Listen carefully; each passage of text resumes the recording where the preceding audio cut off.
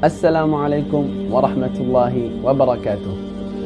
Allah Jalla wa Ala a obligé des adorations sur ses serviteurs.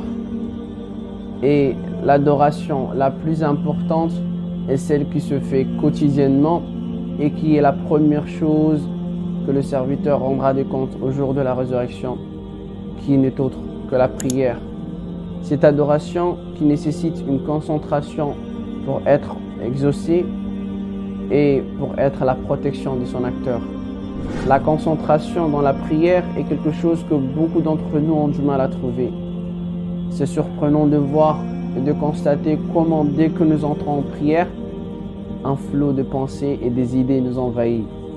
J'ai oublié d'appeler telle personne, j'ai oublié de contacter celui-là, j'ai oublié de manger ceci, et lorsque nous arrivons à chasser une autre débarque soudainement. Mais pourquoi? C'est la question que nous allons répondre dans cette vidéo. Restez avec nous.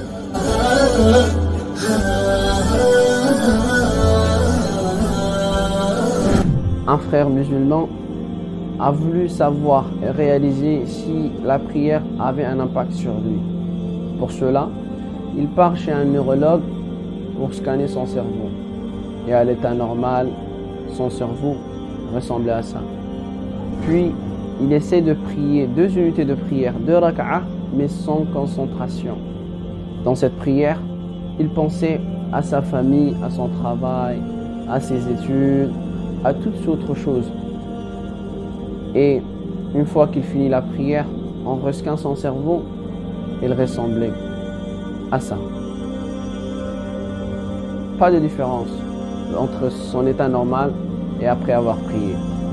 Il essaye de prier 2 autres rak'ah, 2 autres unités de prière, mais cette fois-ci avec concentration.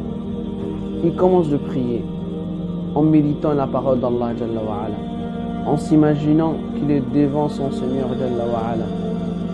Et après avoir fini, le résultat de cette prière était vraiment surprenant et choquant. If you look at the frontal lobe that's right next to it, that actually looks much less active than what you see in the initial. You see sort of here how you have this kind of curved area that's very intense.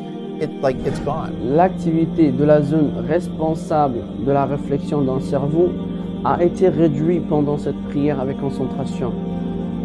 Et que cela ne se passe et ne se fait qu'au moment où la personne abandonne quelque chose ou se soumet à quelque chose. They basically surrender themselves to the experience, to the practice, to whatever's happening to them. That they kind of feel that their own willfulness has given way. Subhanallah, c'est exactement ce que nous faisons dans la prière. Lorsque nous disons Maliki yawmiddin, maître du jour de jugement, Iyyaka na'budu wa iyyaka nasta'in, c'est à toi seul que nous adorons et c'est à toi seul que nous demandons de l'aide. C'est la soumission totale. C'est pourquoi nous disons après cela Ihdina as-sirata al-mustaqim, guide-nous sur le droit chemin.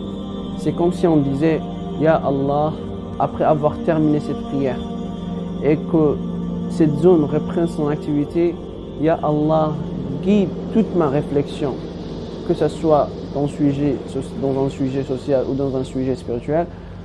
Ya Allah, guide ma réflexion sur le droit chemin.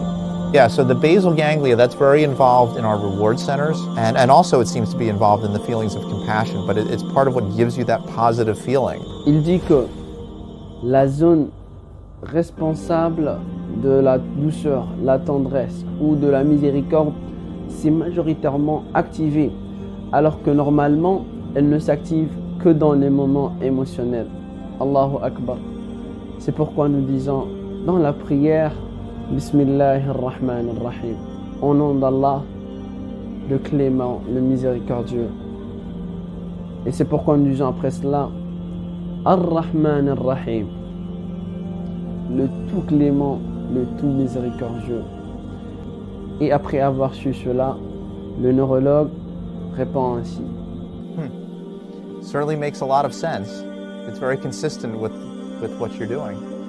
Ar-Rahman Ar-Rahim se répète dans chaque rak'ah de n'importe quelle prière. Et cela fait que la personne qui prie avec concentration, en méditant la parole d'Allah Jalla wa Ala, sa zone du cerveau responsable de la douceur sera majoritairement activée, mais d'une façon quotidienne. Allahu Akbar. C'est la raison pour laquelle on voit que la personne pratiquante est plus douce et plus tolérante que la personne ignorante et non pratiquante. On peut voir des personnes qui prient les 5 prières, mais pourtant qui sont agressives et problématiques. Ce qui veut dire qu'ils ne prient pas avec concentration. Donc, il n'y aura aucun changement dans cette zone qui sera généralement inactive. Look, and particularly down in here, these areas down here have very little red.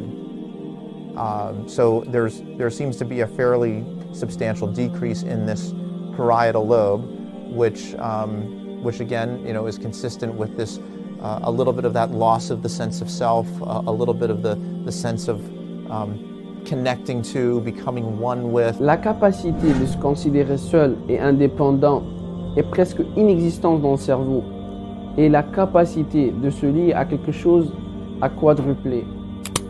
Allahu Akbar.